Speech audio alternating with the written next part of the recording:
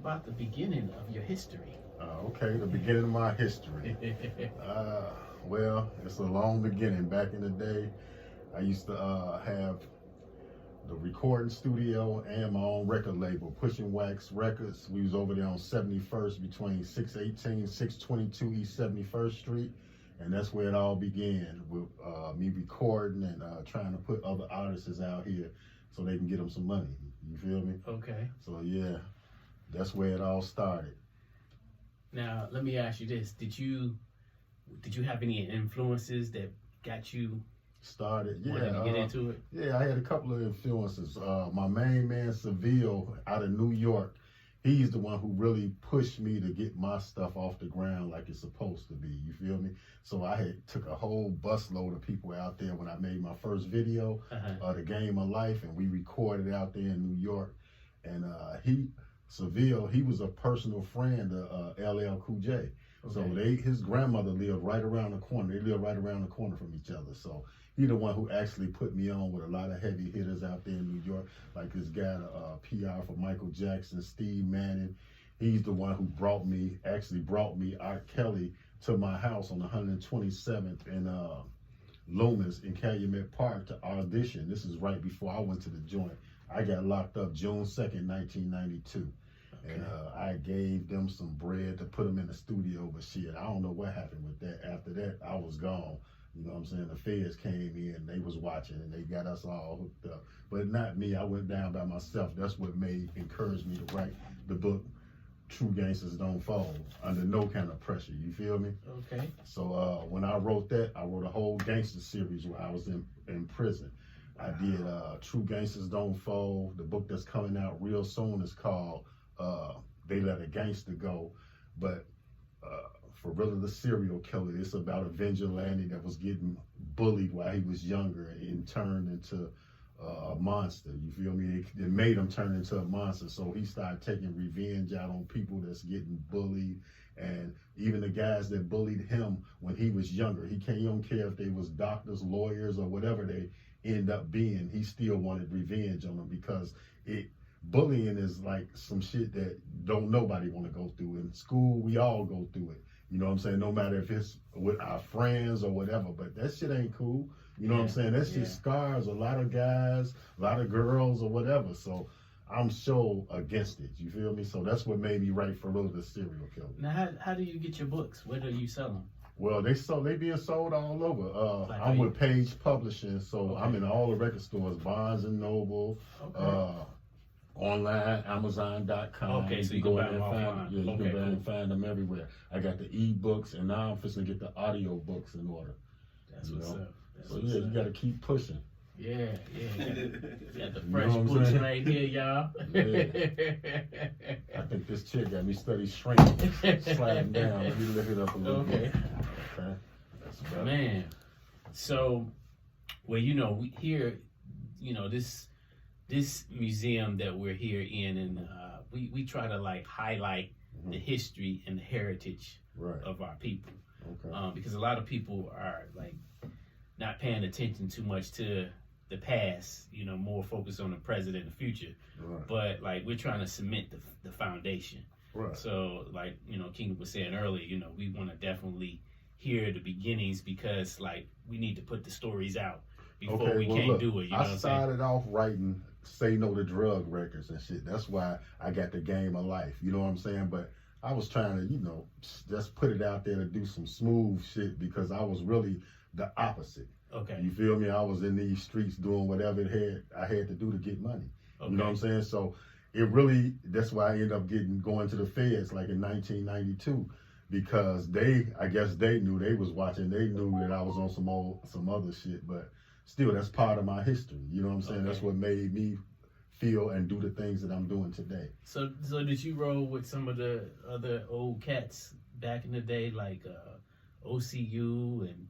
Well, I used to see OCU. I knew the guy that was putting them out. Okay. I think that was Adrian. Okay. Yeah, I actually was locked up with him before he passed in Pekin. What about people like Black AG? Yeah, Black AG. I think all of them was on that label, the same label with him. So yeah, I used to bump heads with them in traffic. you know, here and there. Okay. A few of them used to come down to the studio over there on 71st and fuck with me once in a while. Okay. Yeah, so. You know Cassius D? Not right offhand. Okay. Dude, Pris, I can't. There was a few of them used to come down there and play around in the studio. Double D, Dice, you know, the guys that I was on the MF Boys. Them was the guys that I was. You heard the MF Boys. I was actually pushing them after they got out of their contract or whatever they was doing. You know what I'm saying? I had them doing a lot of beats and stuff for me, doing a lot of production work. Okay. So how did you and Dr. Groove connect? We connect because he know me from back in the day when I was doing my thing. You know what I'm saying? Okay. So he got up with me off of social media. It's a lot of guys that's on social media with me now because I got a podcast on there also, Don Ferrilla podcast with Al Zero. Okay. You know, y'all check that out or whatever. But yeah, I'm gonna still try to push this hip hop thing all the way, even through books or whatever. You know what I'm saying? Each book that I write a theme song to it.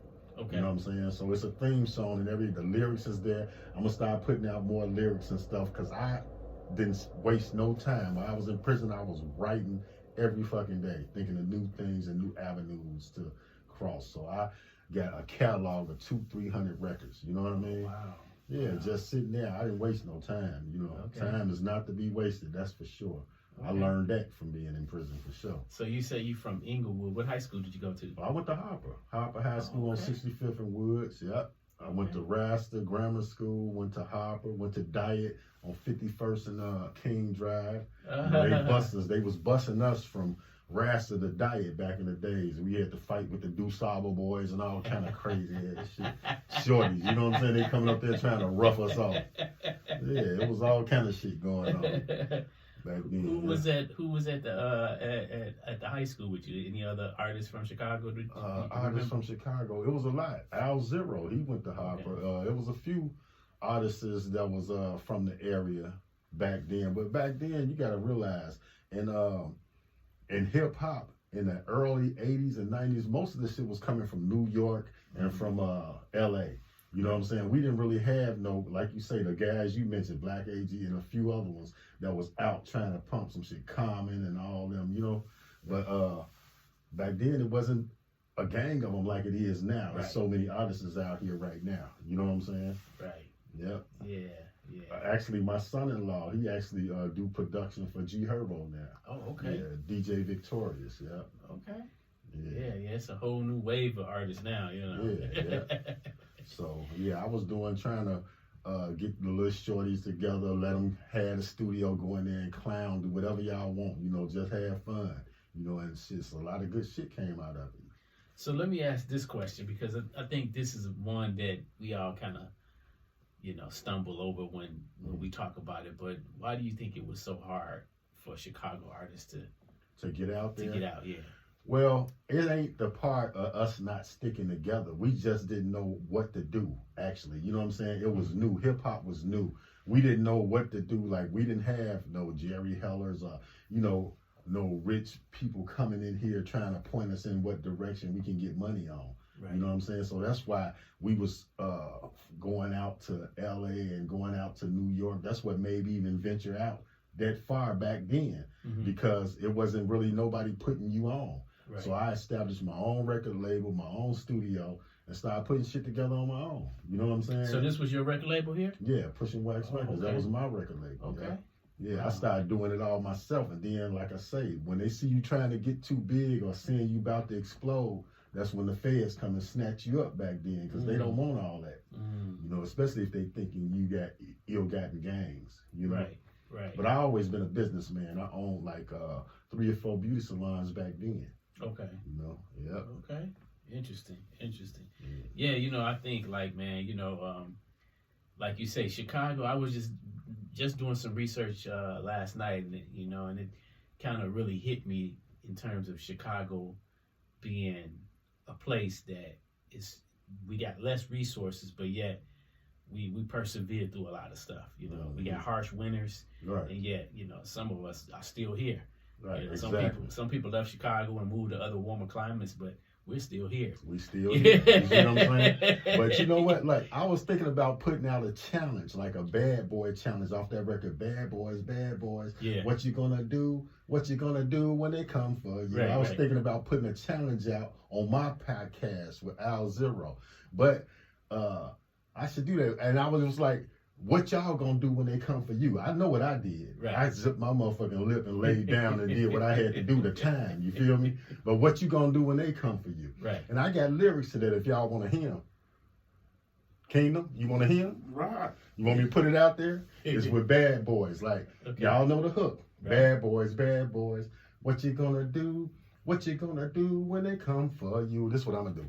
Boom, boom, boom, boom, boom, boom, boom. You dead, motherfucker, from the blast of this 9 for sweating a real nigga for committing them crimes with no job, no money. What the fuck was I to do? Rob, steal, and kill was on the menu. I had to earn a living one way or another. You need a hit done? I go get it, motherfucker, cause I'm a smooth gangster, killer, murderer, thugster. Even been accused of being a cocaine smuggler. I murder motherfuckers like I was on a mission. Like a surgeon, I give up a deadly incision. I crisscross my arms in a gangster stand. I never take no shit off of no other man with the mind of Einstein, criminally inclined to get myself out of any damn. If they come for me, bang, bang, it's going on, because I'm a motherfucking king. I'm taking care of my throne. And when your bitch see me, she straight on the skis, because she heard around the hood they call me the big cheese, because I'm stacking G's. They think I'm selling keys, so the girls be quick to drop straight to the knees.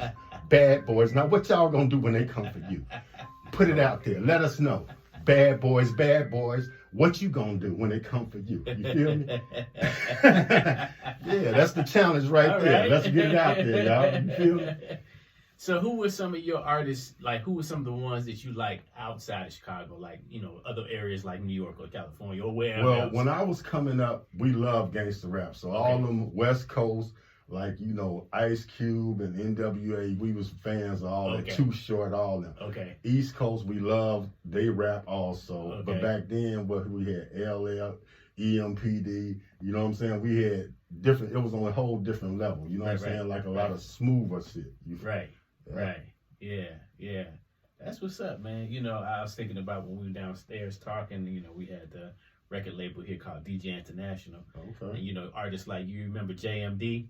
Yeah, I remember. You know, JMD. And, you know, I was just thinking like how like a record label like DJ International, where they signing a lot of the artists that was from the house era, you know, not so much rappers, but, you know, house, you know, people that was doing house music. But I was thinking if they had like made a division, you know, since that was kind of like the label to go to back then, trying to get on. Man, it would have been so proper. And that's what I was trying to build. Before them feds came in and locked me up, man, I was trying to get anybody I can from Chicago that was getting down, that was cold. We was trying to put them in the studio. That's what made me build a studio just for everybody else. You know, I had studio time. I had money to go in wherever I wanted to go. But I wanted the guys that didn't have nothing to be able to come in my studio and do whatever they and create some shit. You know what I mean? Where was the studio located? It was on 71st, 618 to 622 East 71st Street. I had a 22-unit building over there. Okay. Yeah, so I built me a whole good soundproof studio like you guys got right here. You know what I'm saying? And hooked it up. And just let guys come in here and play with it. Play with the instruments, play with whatever you want to do. Make some shit. You know what I mean? Did you have actually any other artists besides yourself on the label at the time? Yeah, I had the MF Boys. Okay. And I had a couple of people I was working on. And I was fishing for talent. You know what I'm saying?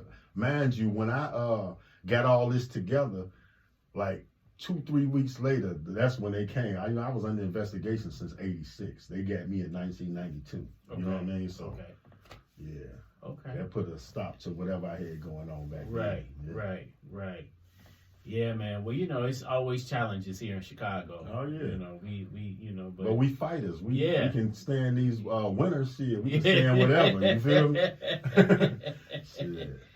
Yeah. Well, that's good, man. You know, well, we definitely glad you came to stop down here to see us. Oh, you know what I'm saying? And 3D. Did you know 3D Davenport? 3D Davenport. Richard Davenport. The name sounds really familiar. He was one of the G's from over in the wood. Oh, for real? Yeah, you know, he got murdered though. Oh, for real? He Years was doing ago? the same shit you was doing. Oh, okay. Yeah. I probably knew him, you know what I mean? As a matter of fact, right now. What year did all that happen? This was in the early 90s. Yeah, because like I say, June the 2nd, 1992, shit, after that, I was out of here for 13 years. I did 13 years and 2 months in the feds, moving all around the country with the way they operate, you know? Yeah. Did you graduate from Harper?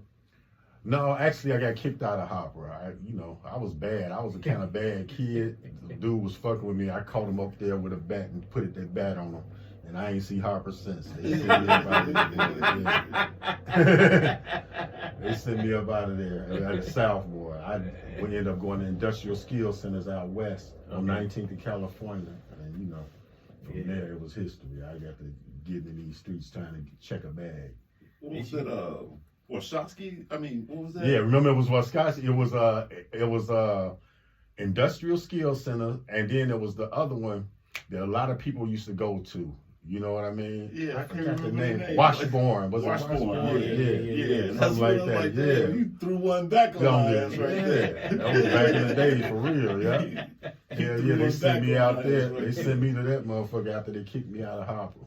Yeah, that was a trade school though. Yeah, it was a trade school. Yeah. Matter of fact, that's where I think I bumped into Tony Blair. I think that's where he went. The guy that you had Randolph Beepers. Yeah, I remember that. Yeah. Randolph Beepers. Yeah, I think he was in that Motorola shop over there, or one of them. Yeah. Wow. Yeah. See, we keep digging, you'll bring up some stuff that we talking about. Yeah. Oh, yeah. Yeah. That's crazy, man. Well, it's good. You doing your thing, man. You staying busy. I'm trying to, like I say, my what new clubs book. did you get to rock though? Back in the day, Yeah. I was rocking a few of them, but like I say, I was really into a whole lot of other shit, man. You know what I'm saying? I was doing the hip hop and all that stuff.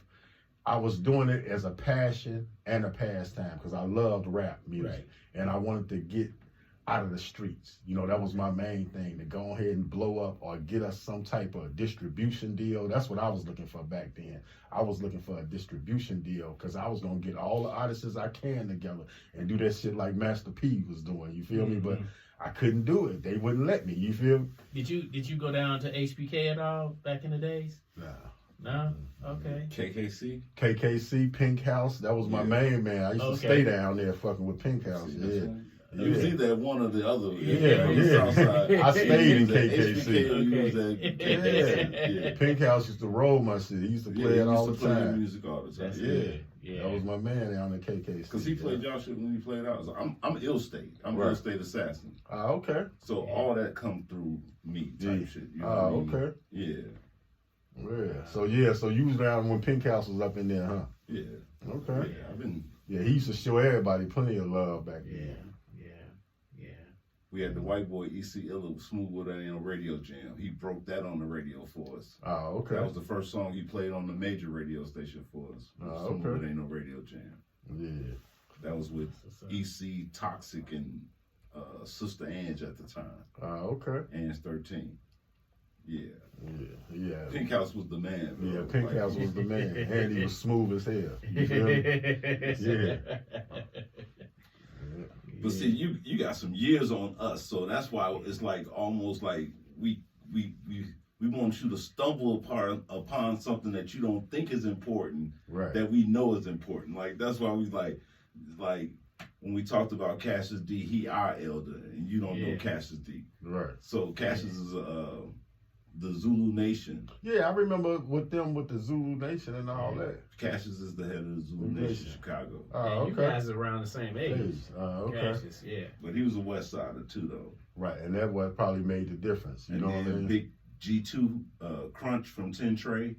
From 10 Trey, that sounds 10 Trey Posse. Yeah. I mean, like, I feel like y'all was on some of the same records. Like, I think MF Boys was on some Stop the Violence record or something back in the day. Yeah. And Crunch and 10 Trey was on there, and Pony Boy from Los Marijuanos was on there, but he called himself Mad Skills back then. Right. Like little shit. See, like when that I got with the up. MF Boys, they was already established with another. Somebody else was putting them out. You know what I'm saying? So it was when I got with them, they went in the studio with me. They did a lot of my beats on the album, a lot of my stuff produced. And show that album cover, brother. Yeah, this is the first one that was out, The Game of Life. You know what I'm saying? You see, I'm laying on the front of the BMW, the drop top Beamer. And I got a little mama out there changing my flat where I'm conducting major business. You feel me? She's changing the flat tires so you can understand what the album cover's about. On Wacker Drive. Yeah, on Wacker Drive. I'm laying there on the front. Yeah, on the phone. You know, back then, my motherfucking phone bill was like $1,000, $1,200 a month. You feel That's me? out the car? Man, no, you know, that was just a carry around. You know what I'm saying? But now, you know, everybody got a phone. When I got released from prison, I thought I was let out of a motherfucking spaceship. You feel me? Everybody walking around with phones and shit. I'm like, God damn, what the fuck? That shit was like, my bill was like a G or $1,200 a month back then. That's in like 90, 91. Only niggas that was getting money had phones. Yeah. Nobody, not the kids, not all the internet shit. Right. All that shit wasn't even out yet. The internet wasn't even out when I went to prison. So, you know, I came out like a motherfucker, like I got released from a spaceship. In 2005, it was really popular then, right? Right. So, yeah, a lot of shit. The Escalades wasn't even built yet. You know what I'm saying? The Cadillacs. Yeah, on the album cover, I saw you, one of the album covers, the picture you showed us, you had an MCM suit on. Yeah. And people don't really understand, like, that's before the internet. Yeah, like, see, I used to go to Dapper Dan and get shit cut up out in New York, out in Harlem, in New York, back in the day. I was actually in Dapper Dan's when Mike Tyson and Mitch Green had that fight. Yeah, I was there. You hear me? We was fucking with Mike Tyson back then through my guy Seville. Me, my man Zach, all us. We was out there kicking it for about 2 or 3 days. We in Dapper Dan's. I'm shopping. Mitch Green walked right in the door talking crazy to Mike. And what Zach are you talking about? That's my main man, Zach, the Mac. He around still. Shop. Yeah, he the barbershop. Yep. You know Zach. Yeah, Zach was all in New York with me. He on this album cover right here. See, that's what I'm telling you. You gonna run across some shit that's gonna pop. Zach at the hip hop barbershop with my man's Raheem. Raheem the barber is our homie too. Raheem, Chicago. Raheem, he up there working up there with Zach right now. They working together right now. You feel me? Great Debater. At the Great Debaters, over there on Kesey. See, I'm telling you, you keep talking. It's a lot of shit. Dots gonna connect, bro. Exactly. Yep. So Yeah, that's what. Shout out to Zach, Crispy Cuts, the Hip Hop Barbershop, all that, brother. We got love for all that. That's Chicago shit that people don't. We took for granted because we lived. See, look on the back of the album cover. This all here, us right here. I don't know if you can see it, but that's when I had that Benz, that 560 in the BMW. That's me, Zach, Bridge, and Price. Old Ice Price on there. Wow. Yeah, and Jamaican Bill. And Jamaican Bill, he just passed, right? No, I just interviewed him on my podcast. You know what I'm saying? Now he got a karate school over there. See, that's what he got a martial arts school over there by where Rakim and then was that over there on 71st and Rockwell. Yeah, Bushido, Right. That's where that's where they last was at before they went to Great Debate. Exactly. Right there on the I know my piece, bro. I get around a little bit still. You know what I'm saying? This was all pre-COVID. You know what I'm saying? Right, exactly. You know what I'm saying? Yeah. So this label that you had, how long did it last? Pushing Wax Records. It lasted until the feds came in and got me. You know what I'm saying? So look, here go the address I was telling you. Right, 71st. Yeah. Okay. So you say you went away in 92? 92, June 2nd, 1992. It's a lot of, they had me on every news station and shit. I was living out in Flossmoor, you know what I'm saying? And I can't find none of the footage because it was on all the news platforms. I guess they know that I'm trying to materialize off of that footage right now. But I can't find nothing from June the 2nd, 1992. So what kind of footage did you have? The news footage for them arresting me. I can got a story, brother. He got a story I can use tell. that in my books that I'm writing and stuff like that now. You feel me? Okay. Documentary, all that. Yeah, documentary, all kind of shit. You know what I'm saying? They got a lot of good information. Okay. Yeah. So if anybody holding on to some VHS tapes of 1992 at Raid and Flossmoor, send it to the museum. We can get it digitized and get it to our brother. Okay, that'll be perfect. On the real, Yeah. That would be perfect. Man, that's crazy, man. It's crazy. So now I'm just trying to get a little insight on the label. Because you said 90. So was it about a year or more than? No, I had it more than a year. I had that label since probably J.B. Ross. He was a white guy. You worked with J.B.? Yeah, I worked with J.B. Ross. He the one who set my label up Entertainment back Lawyer then. #1. Entertainment Lawyer #1 back in the days. You feel me? Okay. He the one who set up Marinek. Exactly. He the one who set up my record label back then. Okay. So everything was in order and legit. You know what I'm saying? I just needed to put some shit out. And that's when they knew I had connections, you feel me? So that's when the feds came and swooped me up because they knew that shit was about to blow up. So let's try to pinpoint a time when you started. What year would you say the label started? Maybe 88. Oh wow. 88, yeah. End of 88, yeah. I bought that building over there. I already had the record label, I think, before I even built the studio. Okay. So I got that building over there in like 90, 89, you know what I'm saying? Okay. So yeah, around 88, end of 88, so that's 89. pretty early. Who built your studio? Oh, maybe it was before then because I brought this BMW on this thing brand new. You feel me? In 88. So it had to be before then. Who built your studio? It's this guy, I forgot his damn name, man. It was years ago. You know, this was in like about 87, 86. But he was good. It was a brother. He came in and hooked me up. You know what I'm saying? He built everything for me. I forgot his name, but it was wild. I think he's still. There ain't too many brothers that was doing it. And then, matter of fact, somebody contacted me recently, told me, dude is still active and still doing stuff like this. I got to grab his name. And then next time, the guy that builds the studio. Okay. You know what I'm saying? Okay. But he was cold. It took him about 3 weeks, something like that. He hooked me up. I had a stage where they can go in with the booth and go inside the booth and be up over there where, you know, like right now, how you can handle, you know, the digital part of it, where, you know, the artists will be in there doing this recording and shit like that. Do you have any pictures from back then? No, man. Really? That's why I'm trying to get all that archive. The feds took all my shit, all my pictures off the wall, all kind of shit. Those some dirty motherfuckers. Yeah, they came and got all my shit. I need that shit back. You know JB died, right? Yeah, I know he died years ago, right? Yeah. He was kind of old back then. Walking dinosaur. So, right, exactly. He was a big guy too. Man. Yeah, he's a big guy. Yeah, but like I say, he got my shit hooked it up. So y'all was familiar with it. Yeah, like you said, we keep talking, we gonna hit a lot of stuff. We used to rent office space from him. Oh, for real? Yeah, on Grand and Grand. That's where he was. Yeah, when I set up my last. Yeah, we was in the same building actually. Because I actually set up another record label once I got home, Go Hard Entertainment, and he set that one up for me. Okay. You know, once I got home after 2000, maybe in 2006, before he died, 2006, 2007, he had set up another record label for me. Wow. Yeah. Wow.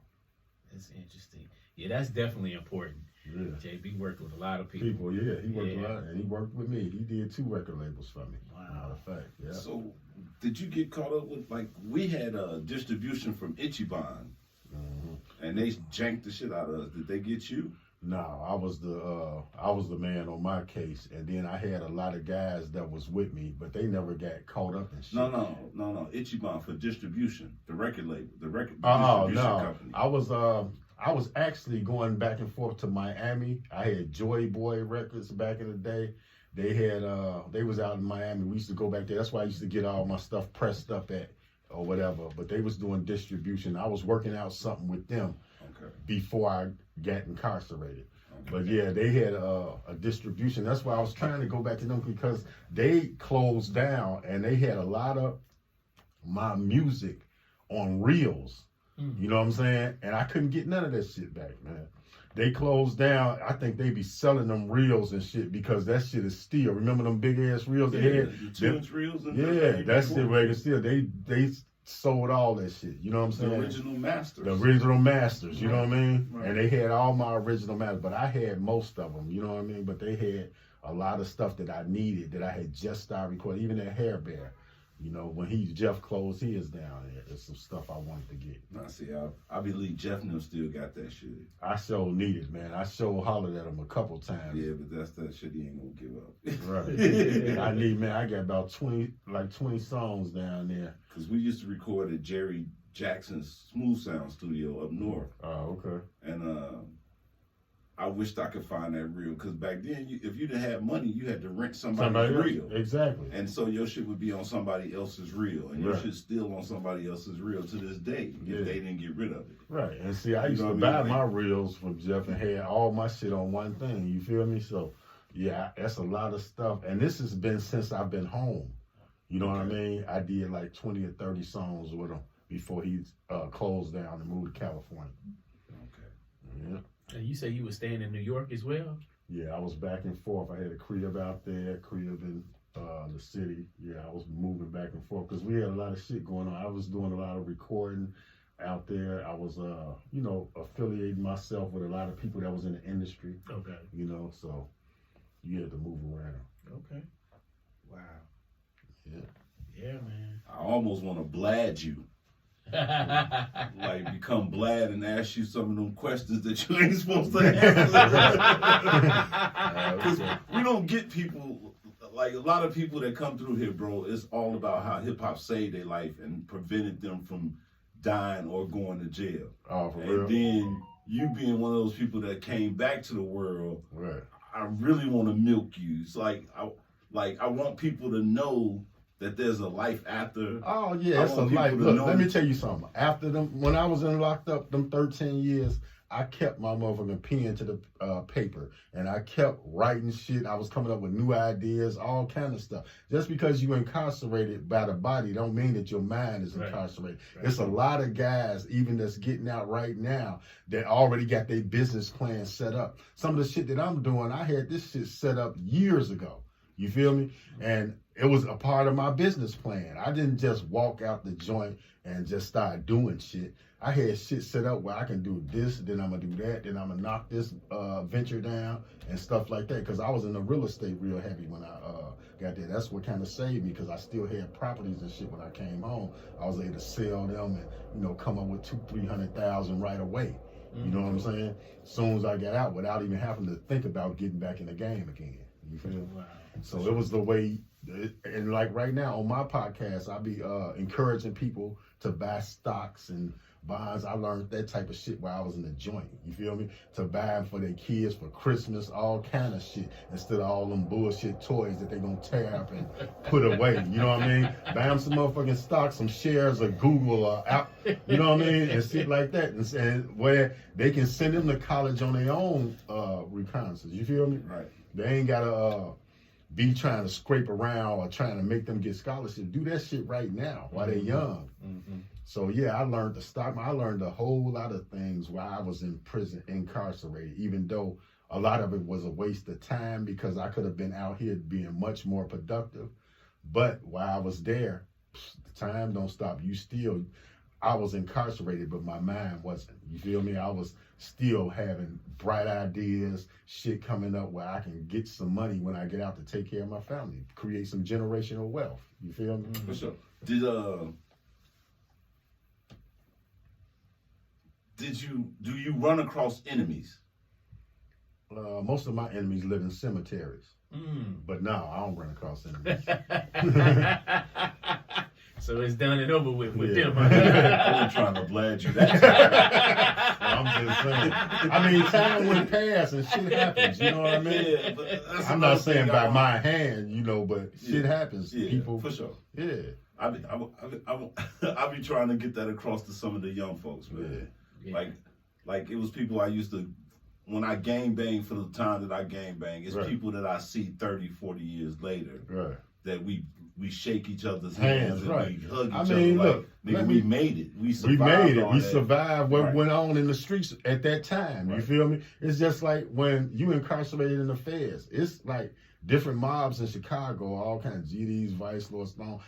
When we incarcerated in the feds, you all over you got people in there from all over the world. You feel me? Not just from Inglewood or from the projects or from the west side or east side. You got motherfuckers, Mexican Mafia, Texas Syndicate, DC boys, California, you know, motherfuckers that's clicking. They don't care about putting no knife in your ass. You feel me? It ain't like, so a lot of the guys that's hooked up in different mobs in Chicago, we all come together. You feel me? Yeah. If something go down, we got to work together. I got a lot of friends that was from different organizations that I would have rolled with at any time against a motherfucker that, you know, that wasn't from the city.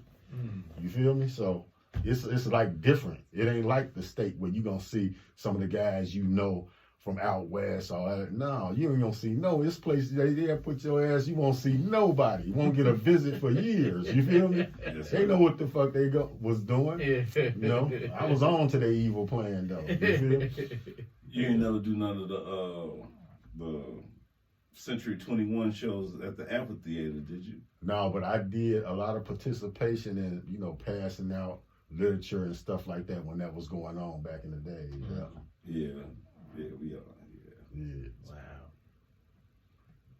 Well, I've been to a few concerts in there at the amphitheater. Oh, for real? Yeah. What year was that?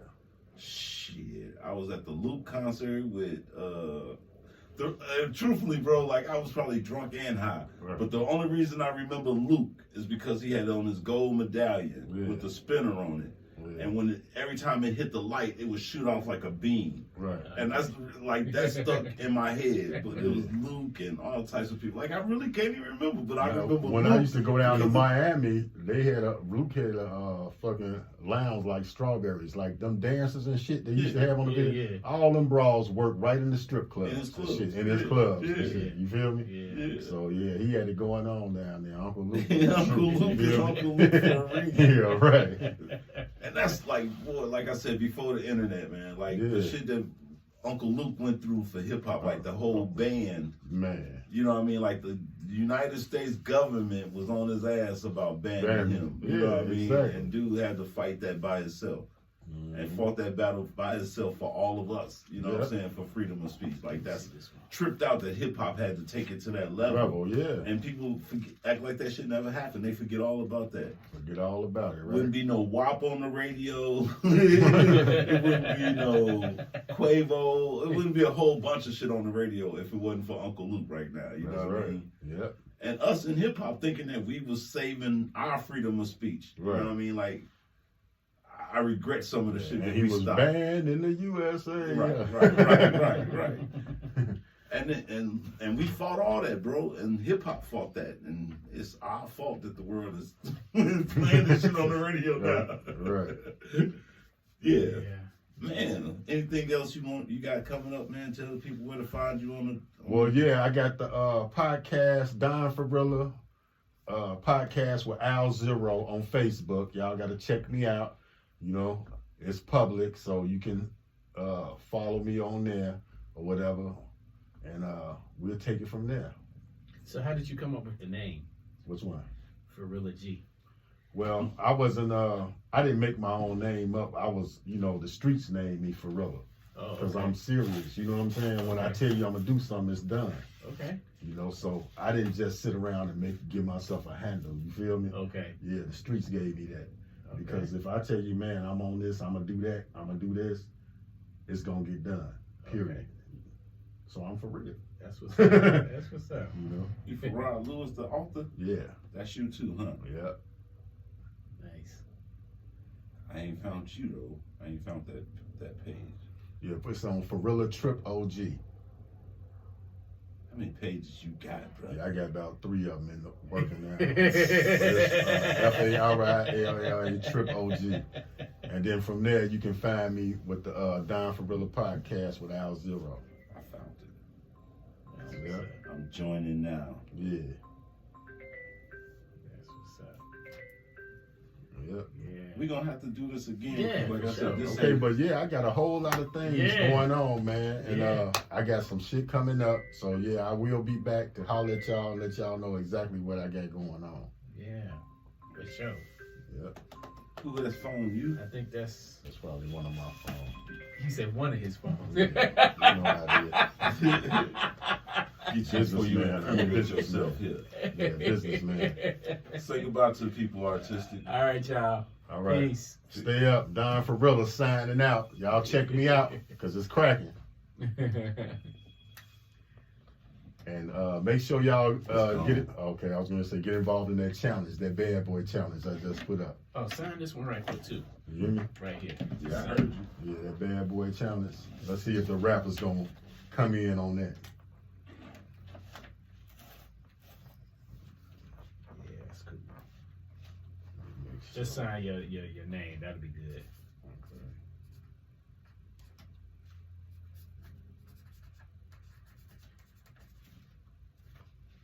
Cool.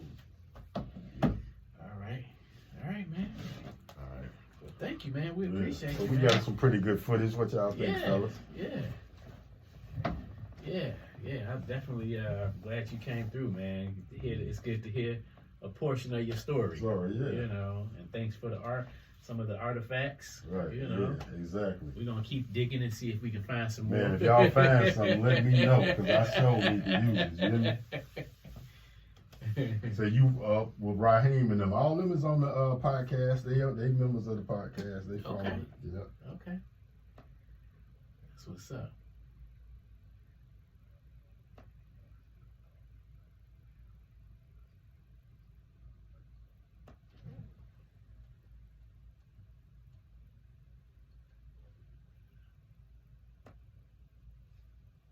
Maybe y'all can put the Bad Boy song beat behind that challenge. Right. You know what I'm saying? Right, Quietly, right. the Beginning of my music. history. There we go. It's a long beginning. Back in the day, I used to have Okay, I got you. I just want to make sure I got the body. and my own record Yeah. label, Pushing Wax Records. We was over there on Let's see. 71st between 618 622 East 71st Street, and that's where it all began with me recording and trying to put other artists out here so they can get them some money. You feel me? So yeah, that's where it all started. That's what's up. Yeah, you gotta send me that link so I can put it out there. I'm trying to see how to send it to you. Started, I had a couple of influences. I'm on YouTube My as main Don man, Farilla. Seville, out of New York. He's the one who really pushed me to get my stuff off the ground like it's supposed to be. You feel me? So I had took a whole busload of people out there when I made my first video, The Game of Life, and we recorded out there in New York. And Seville, he was a personal friend of LL Cool J. Damn. So his grandmother What lived happened? right around the corner. They live right around I'm trying the to figure out how to corner. best send He's this the to one who you actually put me on from with the a lot of clipboard heavy that I hitters just out copied there, it to like this guy, PR for Michael Jackson. without Smith, having to man. sign out and He's the one sign who somebody. brought me R. Kelly Let me see to something. my house on 127th and Loomis in Yeah, I was Cajun gonna say, can you just send the link through the email? I went to the joint. I got locked up June 2nd, 1992. And I What's your gave email? them some bread. to put in my Farad studio dot and shit. Lewis I don't know what happened with that. After that, I was gone. Dot Lewis You know what I'm saying? The feds came at in, yahoo.com. they was watching and they got us all hooked up. But not me. I went down by myself. That's what encouraged me to write the book, True Gangsters Don't Fold, under no kind of pressure. You feel me? So when I wrote that, I wrote a whole gangster series while I was in prison.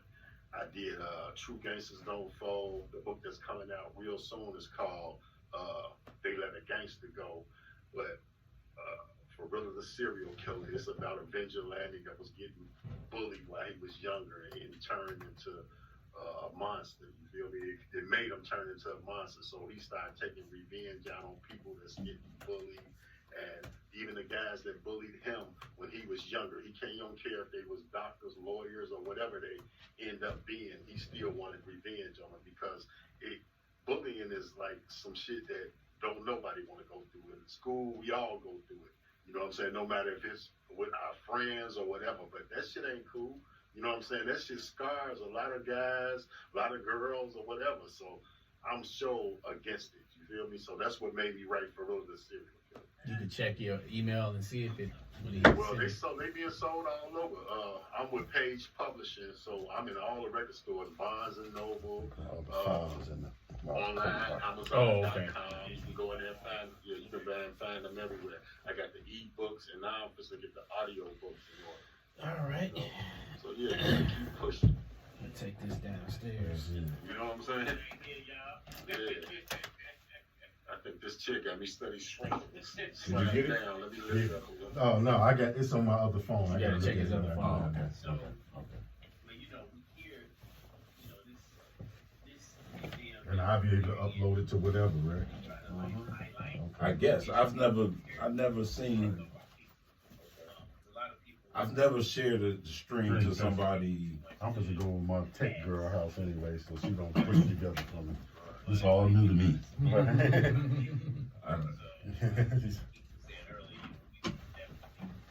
Right. I think we got everything. Okay, well look, I started off writing Satan All on the right. Drug Record. That was a Yeah, I gotta quickie. take a picture with y'all myself on my Okay. phone. Let me Yeah, definitely. We coming down. I'm coming down. My life, you know what I'm saying? But I was Put it trying in your coat. Let me make sure that I ain't dropping. Oh man, I'm tweaking.